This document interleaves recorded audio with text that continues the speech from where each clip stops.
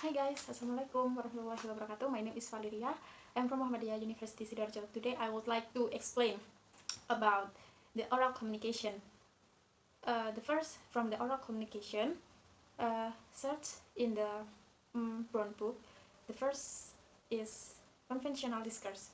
What is conventional discourse? Conventional discourse is behavioral unit. It is get of utterance which constitute recognizable speech event such as conversation, joke or stand-up comedy, and sermon.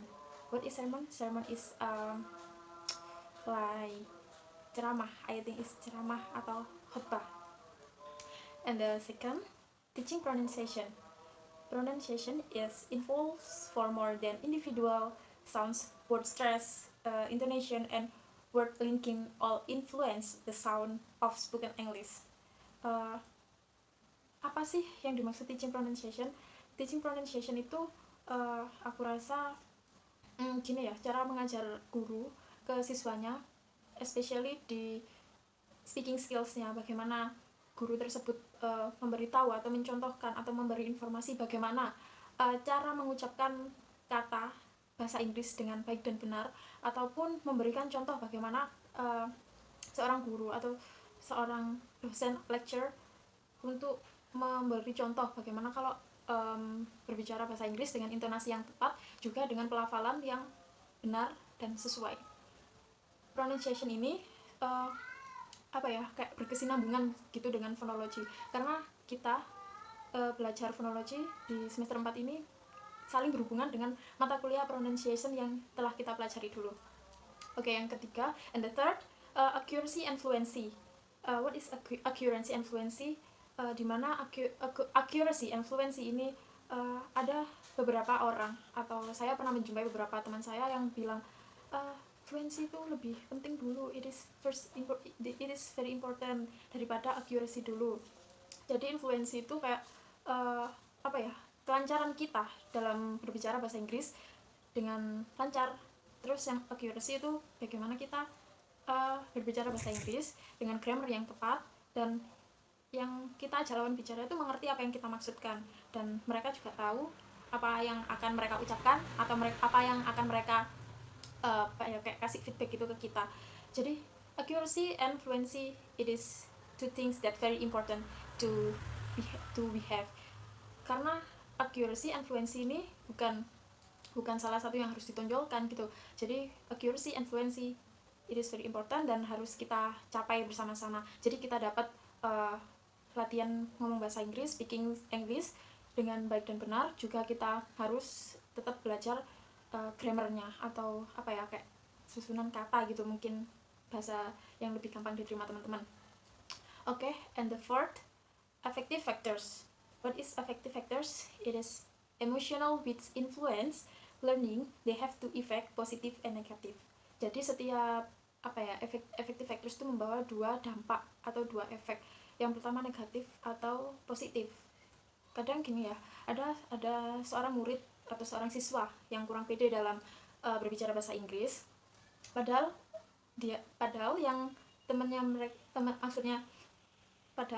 temennya rasa itu dia itu sudah pandai, tapi dia tuh nggak pede buat ngomong bahasa Inggris di depan teman-temannya atau dengan siapapun gitu.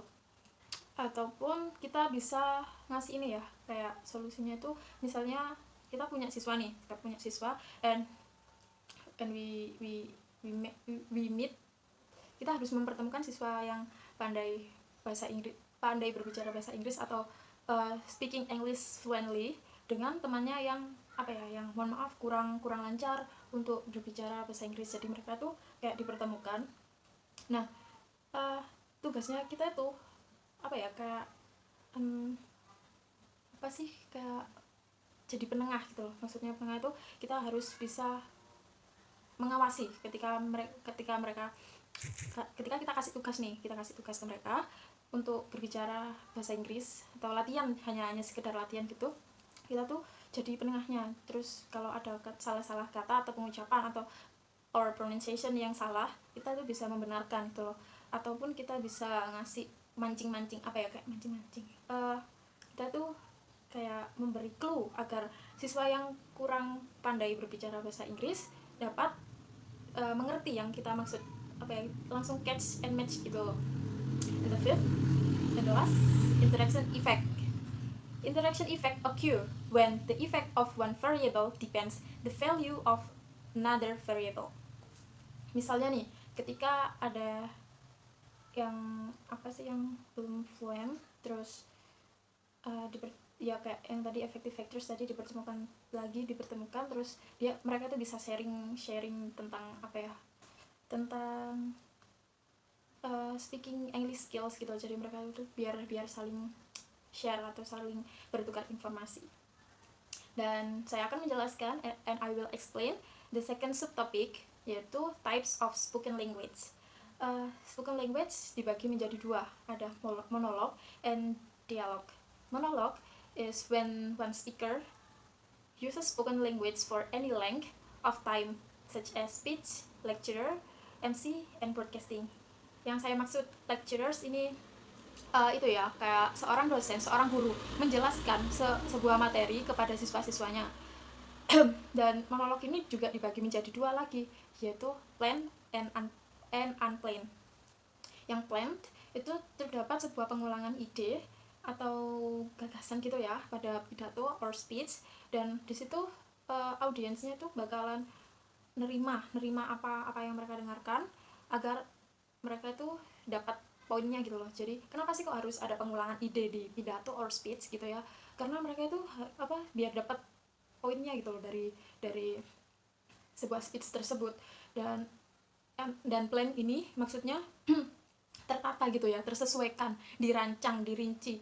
Kita membuat make a note, make a outline, make a draft yang hanya satu lembar maupun yang benar-benar sedikit yang isinya sesuai poin-poin yang akan kita bicarakan, itu saja sudah termasuk plan atau yang teragendakan atau yang terinci gitu loh, terjadwal lah istilahnya.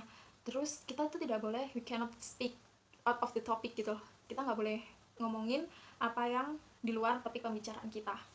Dan yang unplanned, I mean this is very natural. Kenapa ini natural banget unplanned ini? Karena di unplanned ini, di unplanned kita tuh ngomongnya refleks, natural, kayak guru lagi menjelaskan atau lagi masuk kelas terus, oke, teman-teman, hari ini kita belajar tentang bla bla bla, tentang gini. Nah itu, dan guru itu kayak improve apa yang akan mereka ucapkan ke depan murid-muridnya atau siswanya gitu. Dengan guru menjawab pertanyaan dari siswa pun itu juga termasuk unplanned yang tidak terencanakan, karena menjawab pertanyaan dari murid itu sebuah kayak refleks, nggak ada yang dijadwalin dulu gitu loh gitu. Dan yang kedua ini dialog ini dilakukan one and two people or more. Jadi mereka itu berkomunikasi ya, kayak kita berkomunikasi sama teman-teman kita atau berkomunikasi sama saudara, ayah atau ibu atau keluarga. Nah di sini dialog juga dibagi menjadi dua, ada yang interpersonal dan transaksional. Interpersonal is encourage the development of personal relation. Jadi di sini di interpersonal ini kita membicarakan kayak kita ngomong sama teman-teman, berbicara atau berkomunikasi sama teman-teman, kita berbicara tentang bisnis atau gagasan atau latar belakang suatu rumusan masalah, rumusan masalah di sebuah diskusi, di sebuah forum gitu yang akan kita pecahkan masalahnya tersebut gitu. Dan transaksional is sharing factual communication, dimana kita sebagai speaker kita ini sharing the factual communication, membagikan informasi yang fakta gitu loh. Contohnya memberi informasi kayak informasi yang lagi happening saat ini gitu. Terus ada misalnya ada tugas nih, ada tugas buat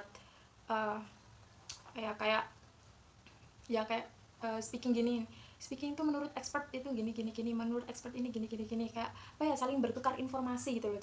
Jadi si speakernya ini ngasih informasi dulu ke teman-temannya, ke audiens, aku maksud teman-temannya, terus teman-temannya ini ngasih sebuah informasi baru lagi, terus kayak bertukar gitu loh, kayak transaksional, kayak kita bertransaksi. Kedua hal tersebut, and the two things from interpersonal and transaksional dibagi menjadi two kinds, familiar and unfamiliar.